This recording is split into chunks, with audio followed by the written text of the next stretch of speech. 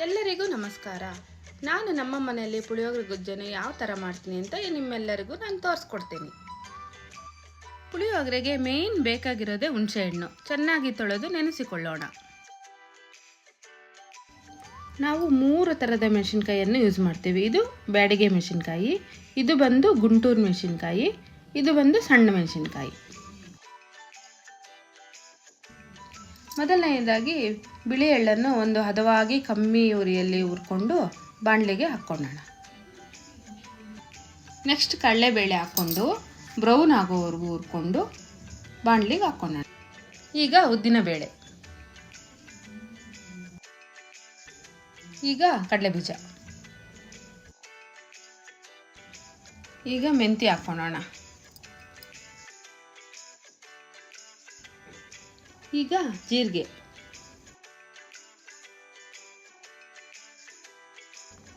ಈಗ ಸಾಸಿವೆ, ಈಗ ಮೆಣಸು,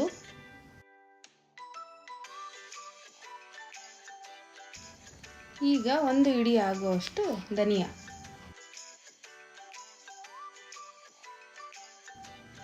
ಈಗ 4 ಚಕ್ಕೆ 4 ಲವಂಗವನ್ನು ಹಾಕಿಕೊಳ್ಳೋಣ.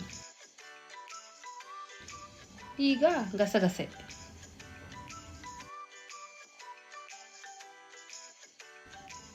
ಈಗ ಸ್ವಲ್ಪ ಇಂಗುವನ್ನು ಹಾಕಿಕೊಳ್ಳೋಣ. ಇಂಗು ಏನಕ್ಕೆ ಬಳಸ್ತಾರೆ ಅಂದರೆ ಜೀರ್ಣಶಕ್ತಿಗೆ ಉಪಯುಕ್ತವಾಗುತ್ತದೆ.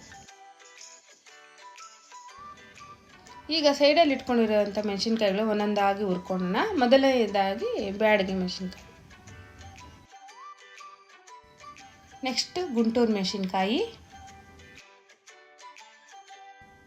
ಕೊನೆಯದಾಗಿ ಸಣ್ಣ ಮೆಣಸಿನ್ಕಾಯಿ.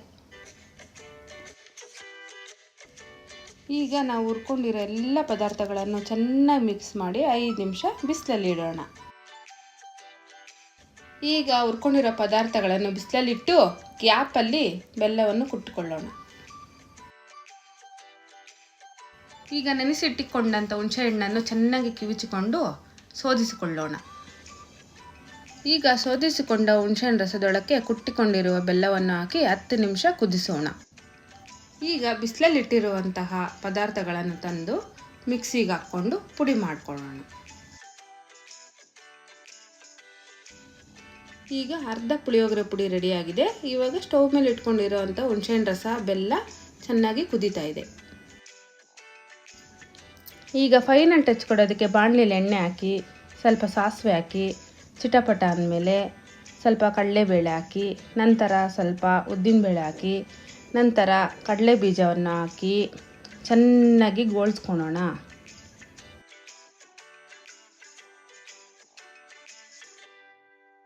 ಇದು ಚೆನ್ನಾಗಿ ಬ್ರೌನ್ ಕಲರ್ ಬರೋವರೆಗೂ ಗೋಳಿಸ್ಕೊಳ್ಳೋಣ.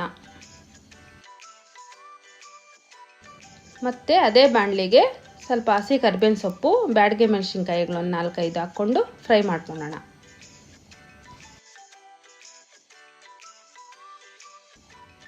ಈಗ ಮಿಕ್ಸಿಯಲ್ಲಿ ಹಾಕಿ ಪುಡಿ ಮಾಡಿಕೊಂಡ ಪುಡಿಯನ್ನು ಇದೇ ಬಾಣಲಿಗೆ ಹಾಕಿ ಚೆನ್ನಾಗಿ ಮಿಕ್ಸ್ ಮಾಡ್ಕೊಳ್ಳೋಣ.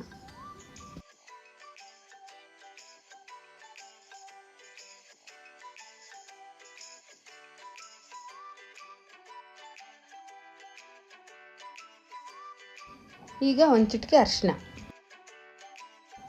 ಈಗ ರುಚಿಗೆ ತಕ್ಕಷ್ಟು ಉಪ್ಪನ್ನು ಹಾಕಿ ಚೆನ್ನಾಗಿ ಮಿಕ್ಸ್ ಮಾಡ್ಕೊಳ್ಳೋಣ.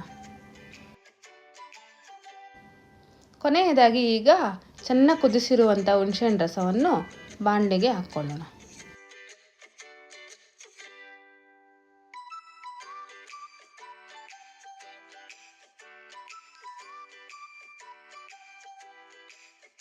ಈಗ ರುಚಿಯಾದ ಹೋಮ್ ಮೇಡ್ ಪುಳಿಯೋಗರೆ ಗೊಜ್ಜು ರೆಡಿ.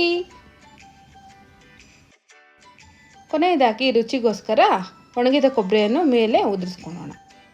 ಈಗ ಬಿಸಿ ಬಿಸಿ ಅನ್ನವನ್ನು ತಯಾರು ಮಾಡಿಟ್ಟುಕೊಂಡ ನಂತರ ಹೋಮ್ ಮೇಡ್ ಪುಳಿಯೋಗರೆ ಗೊಜ್ಜನ್ನು ಹಾಕೋಣ. ಹಾಗೆಯೇ ಸ್ವಲ್ಪ ಕೊತ್ತಂಬರಿ ಸೊಪ್ಪನ್ನು ಉದುರಿಸಿಕೊಳ್ಳೋಣ. ಈಗ ರುಚಿಯಾಗಿ ಮನೆಯಲ್ಲೇ ತಯಾರು ಮಾಡಿದ ಹೋಮ್ ಮೇಡ್ ಪುಳಿಯೋಗರೆ ರೆಡಿ.